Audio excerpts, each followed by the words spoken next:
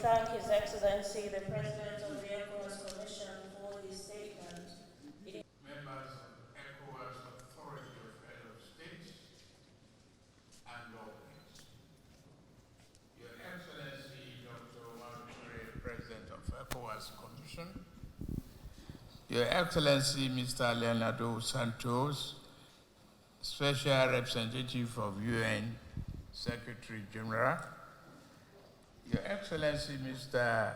Abdoulaye Diop, President of EMIR Commission, Your Excellency Ambassador Bankole Adeoye, Commissioner for Peace and Security, African Union, Your Excellency Dr. Mohamed Chambers, Chairperson ECOWAS Trade Liberalization Scheme, Vice President Madam Immediate Honorable Commissioner of ECOWAS Commission, Special Envoy on Terrorism, Your Excellencies, members of diplomatic corps, distinguished invited guests, ladies and gentlemen. It is my singular honor to once again welcome you to Abuja on behalf of the government and people of Nigeria on the occasion of the 60th Ordinary Session of the Authority of Head of State and Governments of the Economic Community of West African States, ECOWAS. I would like to extend my deepest appreciation to all of you for the continued support you have extended me over the past year since I took over as the chair of ECOWAS. Let me also recognize the presence of our brother, President Bassirou Faye of Senegal, who had joined our rank as the newest member of the authority. Allow me to further extend the warm congratulations to the government and people of the Republic of Senegal for their steadfastness in the consolidation of democratic governance. The recently concluded presidential election has been widely adjudged as free, fair, transparent, and credible. This achievement is a testament to our region's commitment to the principle of democracy, good governance, and rule of law. Excellencies and state government, distinguished guests, we have convened this ordinary session to once again review the situation in our region. We are aware of the enormous challenges, including terrorist activities and violent extremism, threatening to spread from Sahel region towards the coastal states, especially those that witnessed constitutional changes of government. The decision of the three Saharan countries of Burkina Faso, Mali, and Niger to withdraw from ECOWAS has also been noticed. Our partners are carrying out critical intervention in countries affected by humanitarian crisis. Excellencies, head of state and government, distinguished ladies and gentlemen, let me underscore that a peaceful and secure society is essential for achieving our potential.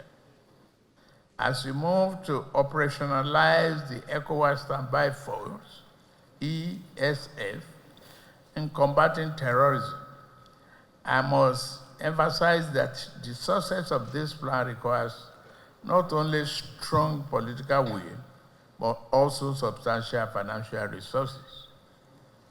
We must, therefore, ensure that we meet the expectations and recommendations set forth by our ministers of defense and finance in order to counter the insecurity and stabilize our region.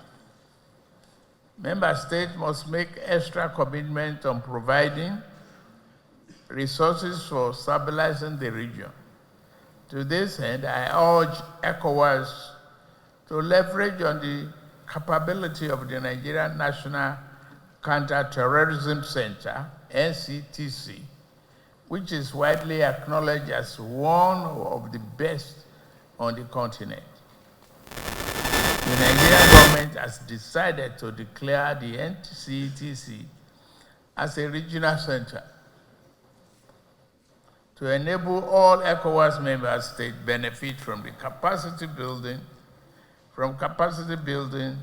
and the other related opportunities it offers. Your Excellencies, dear Head of State, I urge those of you with time to visit the center before your departure and assess firsthand on the facilities and capability of NCTC.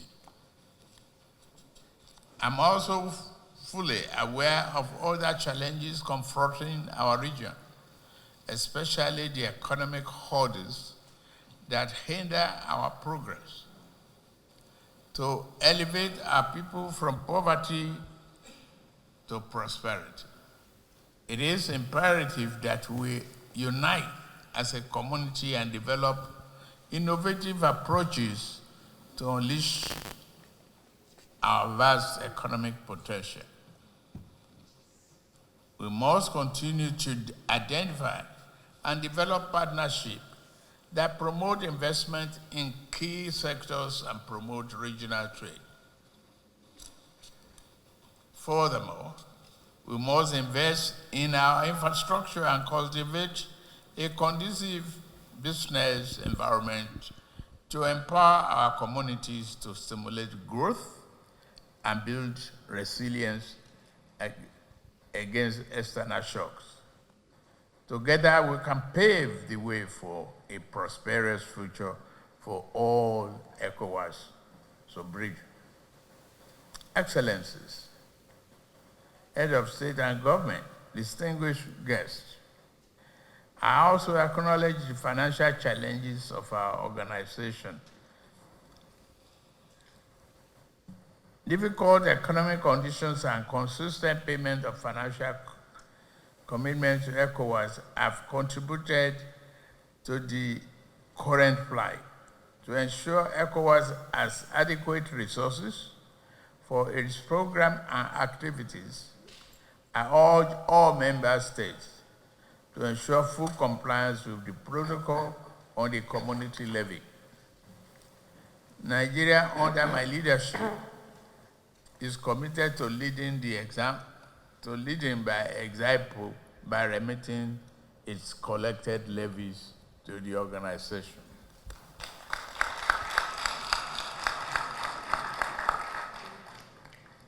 By the way, we resolved in a caucus meeting that details of outstandings by countries will be distributed from the ECOWAS Secretariat and keep us informed. Nevertheless, the ECOWAS management must also reduce its overhead expenditures and focus on programs and activities that directly impact the lives of our citizens. I am aware of the progress report on the implementation of the ECOWAS institutional reforms. I therefore call on the President of the ECOWAS Commission to resume and expedite conclusions of the second phase of the institutional reforms. The aim at reducing the organization's operational costs is there. I further call on the Administration and Finance Committee, AFC, and the Permanent Representatives Committee, PRC, supervised by the Council of Ministers, to ensure vigilant, rigorous, prudent financial management of the resources contributed by our taxpayers. Furthermore, I encourage the ECOWAS Commission to establish in-country steering committees comprising of relevant stakeholders within our respective member states to implement ECOWAS programs and other activities. The West African Health Organization has already implemented a similar model with great success. I must commend the President of the Commission for this initiative. Thank you very much. Indeed,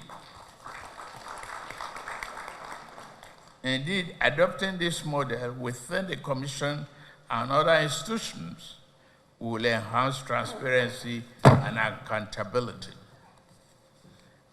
as well as promote greater ownership of programs and activities by our member states. During this 65th ordinary session, we will consider, as always, several issues affecting critical areas of the community through reports and memoranda on agenda, including 2024 interim report on state of the community, report of the 52nd ordinary session of the Mediation and Security Council at the ministerial level, and memorandum on status of implementation of ECOWAS trade liberalization scheme, among others. I would therefore urge us to carefully consider the issues to be presented to us here today and make concrete decisions for our community. Before closing, I would like to remind my esteemed colleagues that the elections for the management of the African Union Commission are scheduled for February 2025. As I mentioned earlier, our region continues to face significant security challenges, including terrorism, violent extremism, and banditry. Currently, West Africa holds the position of AU Commissioner for Political Affairs, Peace, and Security, a crucial role for our region at this time. Therefore, I once again solicit your kind endorsement of the candidacy of Ambassador Bankole Adeoye, seeking a re-election as the sole male candidate for this position from our region. With these few remarks, I hereby declare the 65th session of the ECOWAS Authority of Head of State and Government open. Thank you. We thank His Excellency, President Bola Ahmed Tinubu, GCFR. Welcome Your Excellencies to the 65th Ordinary Session of the ECOWAS Authority of Heads of State and Government. We express our deep gratitude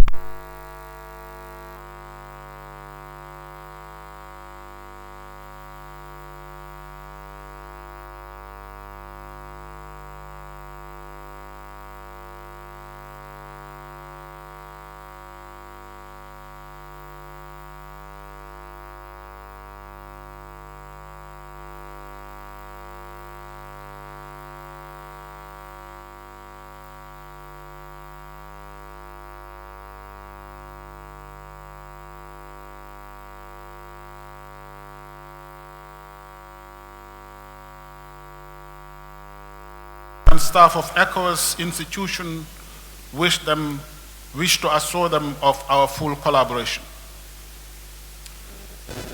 Excellencies, distinguished ladies and gentlemen, later in the day, I will be presenting to you the media report that summarizes the achievements we have made and the challenges encountered in the various sectors. We will show the significant progress the community has made in the area of trade and trade facilitation, competition as well as payment and settlement system, industrial standards, and quality harmonization. We will also be reporting on ECOWAS single currency,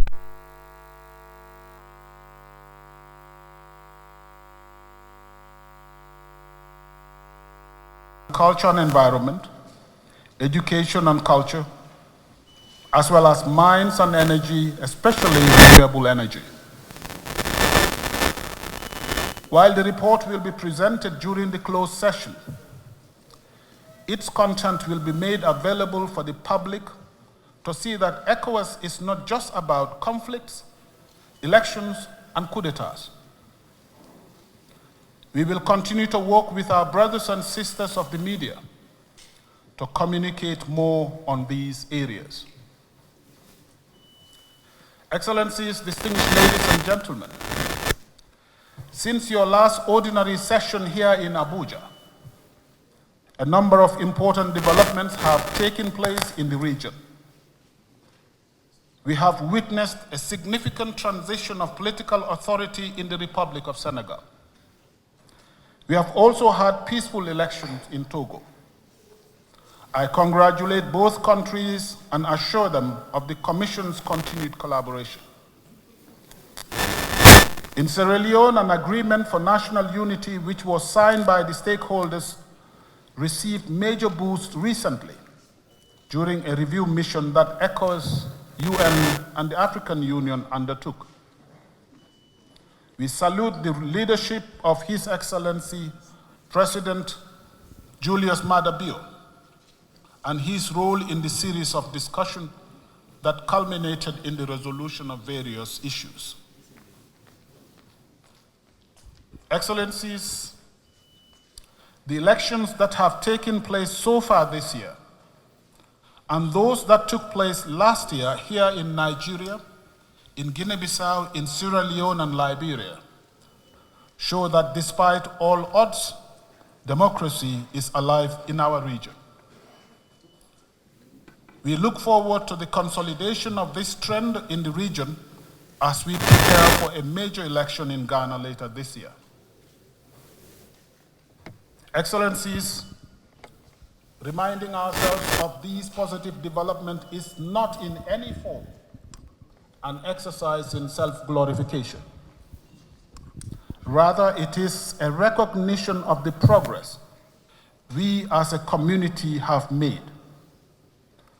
But the significance of these events and developments is being overshadowed by the multidimensional challenges that our region faces. Our region is still confronted with multiple interlocking threats, including existential ones. These include climatic and man-made crises, leading to terrorism and violent extremism and food insecurity. Livelihoods continue to be threatened by illegal and unsustainable exploitation of our land, forest, and marine resources. Governance deficit and marginalization have strained social contracts, engendering bitter rivalries and unhealthy competition. To complicate the situation, our region has become the arena of geostrategic and geopolitical rivalries and the theater of misinformation and disinformation that engenders mistrust among and within communities and undermines social cohesion. Excellences, Monsieur le chef d'État, notre région n'a jamais connu simultanément autant de défis depuis de nombreuses années. En effet, en dehors de nombreuses menaces liées à la paix et à la sécurité, ainsi que des défis liés à la est également confronté au risque de désintégration. Car comme vous le savez tous, le 29 janvier dernier, le Burkina Faso, le Mali et le Niger ont notifié à la Commission leur intention de quitter la CEDEAO avec effet immédiat. It's a report on the various démarches undertaken in this regard for your consideration and further instructions. Excellencies, distinguished ladies and gentlemen, ECOWAS will be 50 next year. In accordance with your instructions, the Commission has started preparations for the celebration of this important milestone. We must therefore be proactive in our response to these developments. It is for this reason that the Commission is proposing a special extraordinary summit on the future of our community. The honorable ministers have considered this proposal and instructed that a memorandum be submitted for your consideration. Excellencies, as I conclude, allow me to inform you that among the items that the report of the Council to you will cover is the dire financial situation of the community, especially the difficulties we are facing with regard to the remittance of community levy that member states collect on behalf of ECOWAS. I am confident that your excellencies will endorse the positive stance that the Council of Ministers has taken on the matter. I thank you for your attention. Round off today's 65th session.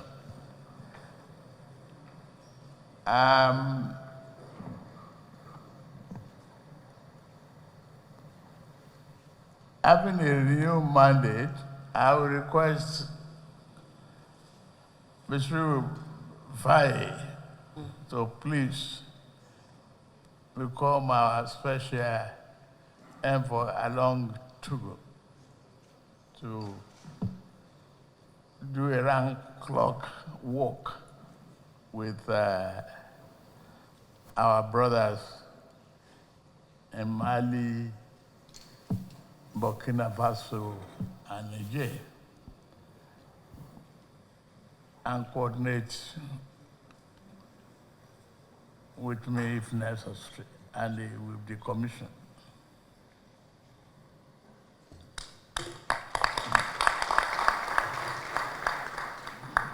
Thank you, Mr. President. J'accepte. Then you give the vote of thanks.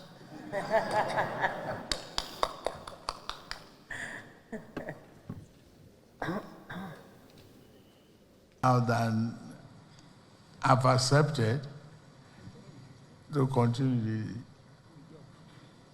the service with great members and great minds that are committed to democratic value and the journey for us in the region. I'll continue my utmost best to serve our interests and build on democratic value and the structure that we inherited. Thank you very much, everybody.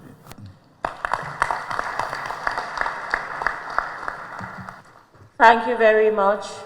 We have now come to the